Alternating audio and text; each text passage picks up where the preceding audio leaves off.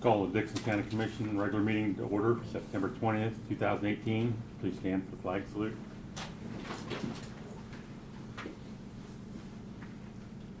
I pledge allegiance to the flag of the United States of America and to the republic for which it stands, one nation under God, indivisible, with liberty and justice for all.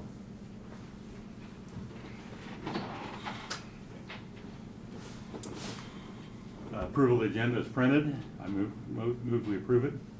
Second. Been moved and seconded. Any discussion? If not, all those in favor say aye. Aye. Opposed? Motion carries. Consent agenda, minutes of the September 13th meeting. Payroll of $352,123.37. Wire payments for credit cards of $15,611.72. And utilities of $7,279.06. I move we approve the consent agenda. Second. Been moved and second. Any other discussion? If not, all those in favor say aye. Aye. Opposed? Motion carried.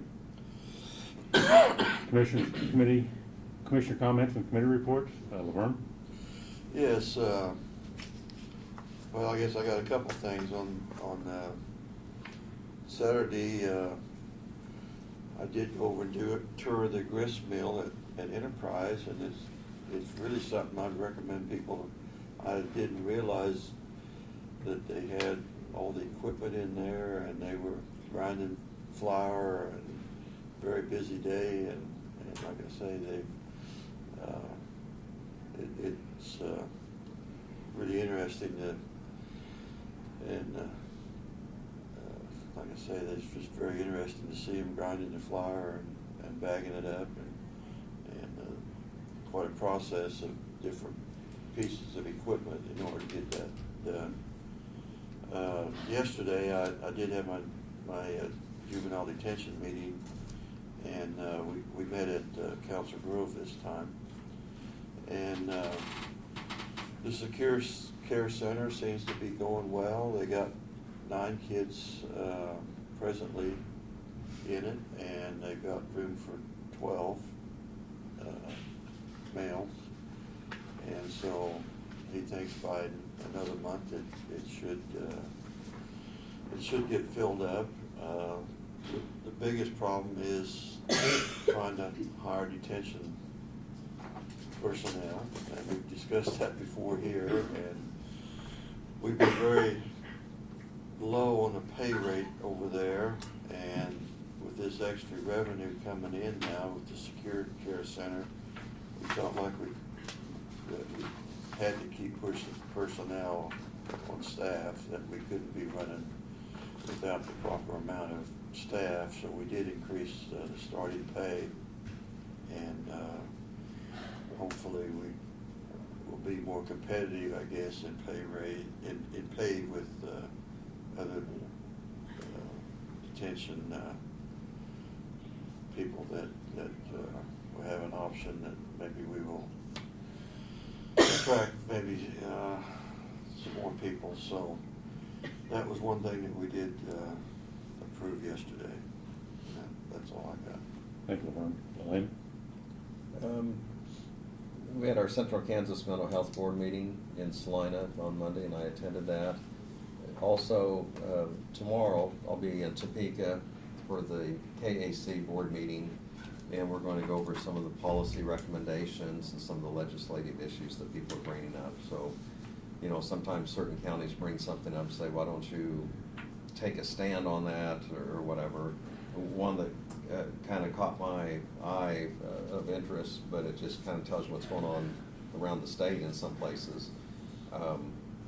Stafford County has a county hospital, and they're wanting the KAC to support a legislative issue that if the hospital would not make it and have run up debts, that rather than the county bear the responsibility, that perhaps it should be the state of Kansas or all the counties do that. And that's kind of an interesting, that's something that's going to be coming up, because you can see that there's some people that have hospitals have a great concern in that area, and there's gonna be some financial responsibilities. And I don't know if that will get very much traction necessarily, but that's an example of one of the issues we'll be discussing. That's all I have. Thank you. You might, and I know we've talked about this in our meetings here before, and the KAC, and we could come up with some kind of statute or whatever that the counties would have home rule authorities for our blight issues and stuff. I don't know how we need to empower the counties to do that, but. And speaking of that, the 2 letters went out to the property owners. A Okay. couple weeks ago, yeah. Okay. Heard nothing back from them? Not that I've been advised, no. Thank you. Given 30 days. Okay. Sherry Massey was in this morning in our work session. She's our GIS go-to person. She talked about Tyler, and the other issue was 911 calls. That what is it? 82% of the calls coming now are from cell phones. Last year, the legislature was going to raise the fee for calls from 60 to 90 cents. It didn't happen. The legislature's intent was to raise it 10 cents a year. Well, it got to 90 cents, and the 2 big providers would rather just have to go to 90 cents rather than getting everybody getting letters in the mail every year that, you know, it went up 10 cents. So just take it all in one hit, and it's not that big of an increase anyway. Also, Greg Wallenberg here gave a report on our bond rating, and are happy to say that the 3.96 was our bond rating, or I should say our rate for our bonds. Bob Perry was here to have us sign all the paperwork for the bonds. Any, I guess, from the public comments? Brad, you want to give your report? Yeah, to add to your bond comment, the bonds were actually sold yesterday, and they'll close on them on the 11th of next month. And as you heard him say, it only takes about an hour to get that accomplished, so there's apparently some good drive out there and some good environment to have those taken care of. So we're on our way to obtain the financing for that. So a couple updates on our projects. First, down on Union Road, got a picture up here. Went down yesterday, took a look at it, and as you can see, they're progressing very well. Yesterday, they were taking the forms off of the side banisters, and I think I got a picture of someone, maybe of them. Yeah, they're cleaning up down below, taking the forms down, and it's looking very good. They can go back down and get the guardrail attached to the ends and do the dirt work and then the asphalt work up to it. John and I were kind of estimating we've probably got about 3 weeks left down there and it'll be back open. So very good project. They've had really good weather to work with, and they've accomplished a lot. So I think we got a very good contractor down there. We went over and looked at Oak Road, and that's a little bit different situation. As you can see, this is the old bridge that was on top of the pilings. They went home one night and it was on the pilings, came back the next day, it was in the drink. So for some reason it fell over and fell in the water, which is not a big problem, other than they've tried to hook onto it with the crane, lift it up and pull it out. And with 2 track hoses and a bulldozer on it, they couldn't budge it. So they're calling for reinforcements, I guess might be the way to describe it. Get a couple more bulldozers in there so they can get some pulling power, and their intent is to pull it up out of the river and cut it up to dispose of it. So, but just another day on the construction job for them, I guess. So, Well, they had already taken the flooring off. they'd taken the decking off, yeah. Decking yeah. off. And they had taken the ends off, the approaches up to it, so it was Yeah. just sitting on the piers across the river. And their intent was to cut up as much of it out there as they could Yeah. before it fell in, and then pull pieces out. Well, the whole thing fell off of the piers, and down it went. So to the point where you can see it right now, right there. So Those piers, are they gonna leave them? The piers will stay, yeah. Okay. The deal that we had, our specs was if the piers stay upright, they can leave them. If they fall over, they have to remove them. Oh, So, and one of them on this end did fall over, I think. It's just the one on the north end. Look, this is looking north. The one on the north end is standing, and so it'll stay as long as it stays upright, so. Yeah, 'cause you couldn't get it from the south, or from the, yeah. I But mean, it's you could get pro- it north. I mean, It's you could- progressing, so, yeah, so far they've been able to do everything off the south side, so. We did get, in case you hear about it, we did get, a call or two from the resident that lives just south of there on the west side, claiming that these guys were damaging his corn crop, which I don't think it's even his corn crop, but I think he rents. When they were taking the equipment down there, Martin explained to him, well, your corn crop's about 10 to 15 feet out on our right of way, so you really don't have any stance to be complaining. And he said, oh, okay, we haven't heard from him since. So, but at any rate, so it's progressing. I was supposed to go down this afternoon with John Holcren to Harrington Hospital and meet with their staff over some issues that they have had with transfers. Got an email just before I came in here that one of their personnel was sick and they had to cancel until next week sometime. So the issue happens to be surrounding the timely response that we make to their hospital for transfers. We've had 2 incidents that they have called to our attention. One of them was last Monday evening, where we had 2 ambulances at ball game standbys. One was in Harrington and Solomon were playing in Harrington, and a gentleman that had been in their facility for several hours needed to be transferred to Topeka, and was non-emergent. And given the circumstances of the past 3 weeks, we've had numerous injuries at football games. It's been a bad year, both at high school and I can tell you at college that I've attended, because we get them hauled off about every game at my son's ball games. The crew made the decision that they needed to stay at the ball game for another 30 or 45 minutes. It was a middle school game, so the quarters were only 6 minutes or something like that, 8 minutes. And then they would pick this gentleman up and take him, which they did.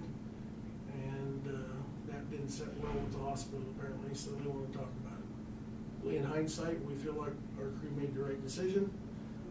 There were no issues, and we'll go down and explain to the hospital that our priority are 911 calls in the county, not transfers, so. When John was in here, Holgren, when he was in here, he had mentioned too that sometimes there's quite a few that are, there's a transfer involved to either Wichita or Salina or Topeka or Kansas City, and that takes a whole unit and personnel away. And I guess what I'm wondering on a situation like this, at what threshold is there that we would need to add another ambulance or more personnel? And of course, you always have people say, well, you know, keep expenses and, you know, go at bare minimum. And yet, you know, potentially there are going to be some examples or situations that what we staff up there, you know, it's going to take some analysis. So you know, I'm just kind of bringing that out there for a discussion, because here's an example where someone wishes that we had another ambulance available and another crew, and of course these things are not without cost and expense. Absolutely, substantial but, cost and expense. And you know, I did know of a situation where what they did is they brought a ambulance from Salina to the Abilene Hospital to take someone back to Salina, because that was the most efficient and quickest response time. Yeah, Salina will send one over. There is a private ambulance service that is located in Salina that will come over as well. Of course, in this particular case, they called at 6 o'clock. We were there at 7, I think. By the time they would have called Salina, and Salina won't come here and take them. Salina Fire won't take them to Topeka. They'll only take them back to Salina. But Life Touch ambulance service will come here and take them wherever. By the time we called Life Touch and they got over here, it wouldn't have been any quicker. And the fact is, the patient, in our opinion, was non-emergent. He'd been in their facility since 2 o'clock, they'd done a CAT scan, you know, and he needed to go to Topeka for more testing. You know, it was reported to us that it was non-emergent, so they felt like it could wait an hour, and the risk of getting someone injured at the ballgame was greater at that point. And so, it's a judgment call, but there is probably gonna come a time where John and I'll be before you saying we need to expand somewhat, and whether that'll be prompted by a change with the hospital in Harrington, you know, where we're bringing patients back, all patients back to Abilene or Junction or Council Grove or Salina. You know, I don't know, but right now we're able to handle the emergencies. Had they called and said that we've got an emergent transfer, we'd have been right there, and we'd have had another crew, the third crew from Abilene staging Navarre. That's the protocol. The second crew was at Chapman ball game on standby for the same purpose. Last week, I think he said they had 3 people at Chapman that they saw. Yeah, well, the one they took to the hospital. Yeah, so, and After one, practice. the other 2, I think, were overheated or something. Yeah. It was, the other 2 transported by personal vehicle, but Is there a fee I know Solomon, associated? we've had, I think, 2 ball games so far out of 3 weeks that we've had kids injured, so. Is that just kind of as a common sense courtesy or fee related, that do the schools, Abilene and Chapman, pay? Oh, yeah, they pay $30 it's either $30 or $60 a half hour. It's in half-hour increments they pay for standby. Okay. Yeah, we charge them the same thing as we charge the fair bowl for the fair for rodeo standby or anything like that, which basically covers the salary of the people that are working. It doesn't cover the other expenses, but if we have a call, of course, then the patient fees will cover that. So if we're fortunate enough not to have a call, then it's just a service we provide, and they compensate us for it. So I think so far we've had one evening where we had all the ambulances at ball games. You know, they were all in the county 2 weeks ago. I think it was all home games. So we had all 4 of them tied up at ball games on standby. So, and I know the one at Solomon last week got called away for a call to the north. I don't know what it was, but I know it left and went red light and siren up the Solomon Road northbound. So there are times when the 911 calls take priority over everything. If it's an emergency call, we're on standby, they're gonna go to it. So, and in this situation in Harrington, had it been a situation where it was a critical patient or it was an advanced life support need, they would have pulled off and went to it immediately. It's kind of hard to explain to those, I don't know how many parents sitting in the stands that, you know, if your kid gets hurt, we can't be here because we're going to take somebody else that is not emergent to Topeka, you know. When we could have waited a few minutes and covered both ends of the Which is what we did. spectrum, is what we did, so. But we just need to talk to them, work it out. We've got a new CEO down there and some new staff, and it seems like we do this every couple of years, so. But, that's basically all I've got, so. Thank you. Doug? Well, we have the next hearing coming up October 5th on the tax sale, and so that procedure will move forward. There's a couple more have been able to make payment and get out from underneath the risk. And I've talked to others who have asked questions about payment plans and so forth. We don't have a payment plan, not at this stage here. And It's a the other one-time thing that payment. The other thing that we have is there's we're getting a few more worthless checks issued to the county. And that number seems to be growing a little bit, and I just want to remind all concerned that we have options of criminal charges or civil cases, or both. And we proceed pretty aggressively, and that adds a lot of cost to people, not only for the worthless check, but then the fees for that, and then the cost of court costs, and then there's a penalty that goes along with it. So you can turn a pretty small check into a very large amount by assuming that the county won't do anything about it. And that's all I have. Have you set a date for the tax sale here yet or Not not? yet. Not yet. Is Part of what we go through is, once the court approves this, we have a number of cases that go through the IRS. and they have an additional answer time greater than we do for the state cases. So that adds some delay when the IRS is also in the mix. But no, date hasn't been set yet. Thank you, Dan. Notices of communications, I think we all got our North Central Regional Planning Commission news. We do get notice from the city of Abilene, tax exemption pursuant to KSA 79-251B.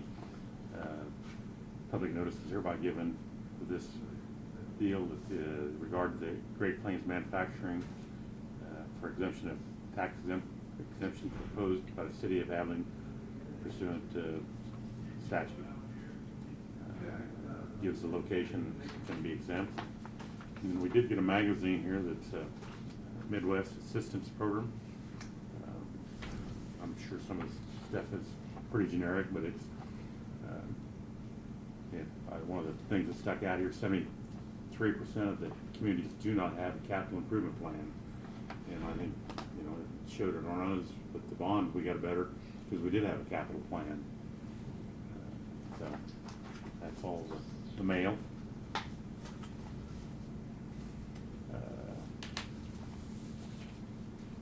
No introduction of resolutions, unfinished business, other business. We'll make a note that we will be meeting October 1st with the Dixon Abilene City Commission at the Learn and Grow business building at 6 o'clock, Brad?